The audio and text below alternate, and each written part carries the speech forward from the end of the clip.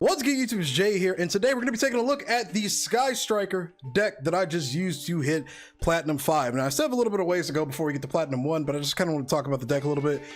Sky Strikers is something I'm honestly not that very familiar with. I didn't play during the format, but I knew a decent amount about the deck, and it's just been kind of a grind learning the combos, learning how to do resource management, and just kind of figuring out everything as I go. So we're gonna kind of just talk about what I wanted to do with this deck as I was building it. There's still some things I'm missing from it.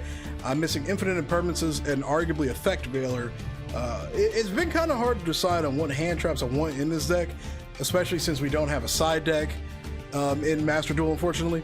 One of the things I do want to try to get also is a copy of Nibiru, but alas, I just did not prioritize Nibiru when I was putting this deck together. I didn't really prioritize it like I should have. So to start off with the deck, we've got 3 DD Crow, we've got 3 Droll and Lockbird, we've got 2 Maxi. I want to bump this up to 3 eventually. We've got 2 Ash Blossom and Joyous Spring. I debated on this one for a very long time, and it just depends solely on the matchups that I've been fighting. There are definitely a lot of decks that do a lot of searching right now. Obviously, that's pretty much the entirety of Yu-Gi-Oh as a whole. But the problem with that is there are also a lot of decks that don't do that. So it's been kind of weird deciding how I really want to go about this. So eventually I decided to invest in Droll and Lockbird. There are a lot of combo decks in the game right now. Obviously, that's just how Yu-Gi-Oh's been for the better of 10 years now. And Droll and Lockbird can really shut down those kind of decks if they do a lot of searching. And that's why I've been implementing it in the last few games that I played recently. Droll and Lockbird is so far one of the most clutch cards, especially like I said, against those combo decks. It shuts down a lot of plays and just prevents a lot of shenanigans from happening on your opponent's turn. DD Crow, it's come in handy, honestly, for a lot of different matchups, especially against those Eldritch matchups here and there. I could banish a lot of their trap cards from the graveyard. It's such a randomly clutch card. I don't really know how I feel about it sometimes because, you know, obviously with Sky Striker, we've also got Sky Striker Mecha Shark, which can also banish things from the graveyard as well. But that's more tailored specifically to monster cards, obviously. DD Crow, on the other hand, I mean, it's a very... I said situational, but it's overall a very more useful card. I don't really know a better way to explain it. It solely depends on the deck that we're playing against. And then Maxi is Maxi. We're playing OCG format, so I mean, if you're not playing Maxi, you are literally handicapping yourself. And again, with the 2 Ash, I decided I like the 3 Droll over the 3 Ash, and I wanted to keep this to a 40-card build, which really is just a 38-card build at this point. We've got 2 Upstart Goblins in it as well. So 3 Ray, standard. We've got 3 Rose. Rose is a card you either run at 3 or 2. I guess it literally depends on your build. I didn't really have a personal preference. I wanted to keep the deck down to the 38 card build that I've got, so I put Rose at 3, and it just feels comfortable like that. Now we got Harvey's Feather Duster. What's funny is with this build, I was running a lot of Ghost Second cards originally. I was running Raigeki, Lightning Storm, and Forbidden Droplets, all in the same build. It just never really came up like how I wanted it to. I was getting more of these situational on my turn spell cards than I was with the hand traps. And prior to this, I originally didn't have all the DD Crow and the Drolls in my deck. Once I changed it to this build though, my games I started winning a lot more of, and things just felt a little bit more consistent with my hands. I don't know a better way to explain it. But drawing a lot of Ghost Second cards after your opponent's completely built their board, while they can be great, it's still a little bit of a hit or miss. So I decided to keep the 1 heart piece in case I play against Eldritch or something of the sort that plays a lot of back row. It's come up when I needed it to come up. Hey. 2 Upstart Goblin, because we could play this card at 3, I need to get a 3rd copy, and then I'll cut this deck down by 1 more card.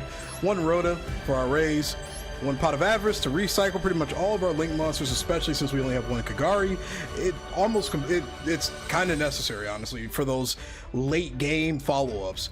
1 Metal Foes Fusion to go with our 2 Foolish Burial Goods. I mean, this card works overall with the deck as a whole because there's a lot of stuff in the deck that benefits from being kind of in the graveyard, you know, with multi-roll being at 3 especially. It's in my opinion kind of bad not to at least run this run these 2 cards at least. You don't really have to run the Metal Foes Fusion if you don't want to, but actually when you look at it, this deck is actually a 37 card deck kind of on paper. 35 if you count these 2. I mean, I don't know, like these cards can net me a free draw. So 2 Engage, because we can play 2 Engage. It's the best card in the deck. It's Pot of Greed once you have 3 cards or 3 spell cards in your graveyard. Literally the best card in the deck. We've got 1 Maneuver. I mean, one maneuver. You don't really need more than this, in my opinion. It comes up when I need it to come up. We've got one, well, not maneuver, we've got one afterburners.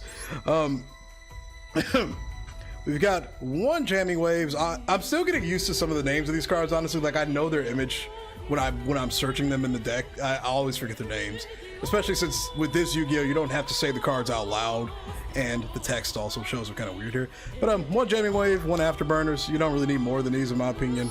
This is MST. This is Raigeki Break, basically. They both basically do the exact same thing when you have 3 spells in your graveyard, 3 or more spells. One airspace. I don't have terraforming in this deck, which is kind of, I just haven't crafted it, unfortunately. I'm thinking about bumping this to 2 and then putting a terraforming here, but I don't really think you need more than 1, honestly. It comes up when I need it, doesn't clog my hand up. This whole deck's build is kind of focused on consistency. So a lot of those cards that I can't use that'll net me a little bit of that consistency, I just keep them cut down. 3 multi-roll, because you can play this card at 3. I mean, you can play this card at 3. You should play it at 3. Like, honestly, originally I was wanting run in this deck because I was still new to Sky Strikers. But after a while I realized, running this at 1 is actually really stupid, and it doesn't make any sense. I should be running this at 3 because it literally makes it so my opponent can't respond to pretty much any of my spell cards. It can't respond to any of my spell cards at all. So, you know, makes sense. 2 callback because you can play 2. One of the best spell cards to ever touch Yu-Gi-Oh, in my opinion. I'm a little iffy on it. Some people say it should be at 1, banned at 3. I don't know. I think the card's great. It's very good for just that your opponent's turn after. So like say your opponent goes first, you go second, then your opponent they take their next turn. This card is such a good follow-up card. If you didn't have to use it on a hand trap or anything, you can do so much with it. 1 drones, because you can play it at 1. If you can play it at more, I would play more. Widow Anchor, I mean playing it at 2 because we can play it at 2. I think this card, obviously, I would play it at 3 if I could. This card is so good. It's come up so many times on my opponent's turn when I know they're about to make some kind of follow-up play that'll bring them back to the game. Negate their monster, then you can take control of it. It's kind of screwed me over a little bit here and there because obviously with Sky Striker quick play spells or Sky Striker spells as a whole, you have to have no monsters in your main monster zone to activate any of these cards, which, you know. So, I mean, it's very situational depending on what you're doing. For the most part, you probably won't really need to bring that monster over to your zone. Negating it is just enough. It's situational depending on when you want to use that effect or not, but it's one of the best cards in the deck easily. I'm running 2 Eagle Booster. I don't know how many copies people usually run this card as. Sometimes I see 1, sometimes I see 2. This card has kept me in the game so many times because it allows me just to keep, like, say if I end my turn on Shizuku, it allows me to stay in the game next turn because my opponent literally cannot kill this card or kill my Shizuku, and it's just such a clutch card. And then we've got Shark Cannon, basically another call by on paper. You could banish their monster, or you could just take control of it. It's a really great card. It's really situational. We got a lot of graveyard removal overall in this deck, but so far it's really come up. It's really worked out. Then we've got the 1 copy of Kagari. It works, we only can play 1, unfortunately, but she's the best Sky Striker by a mile because you can just recycle your engage, which is again just Pot of Greed. Shizuku at 3, Hayate at 3, and Kana at 3. I had a Zeke in here, but I ultimately sacrificed it for another deck I was focusing on. I would like to put another copy in here once I have the materials to make another one. I think it's actually a really phenomenal card. I'll probably put it in place with this Halka Fibrex that I crafted until I realized I didn't have enough tokens for, what's her name? Celine? She's an ultra rare. I use her in my pendulum builds IRL. I did not have enough ultra rare points to craft this card, but I should be able to get those really easy. Once I have enough tokens to craft her, she's going in this deck and Halka's. But 3 Shizuku, you run her at 3, you search a card at the end of your turn, and you keep your opponent's monsters all weak. It's come up clutch, especially against a lot of my opponents, like lower attack monsters, lower level monsters.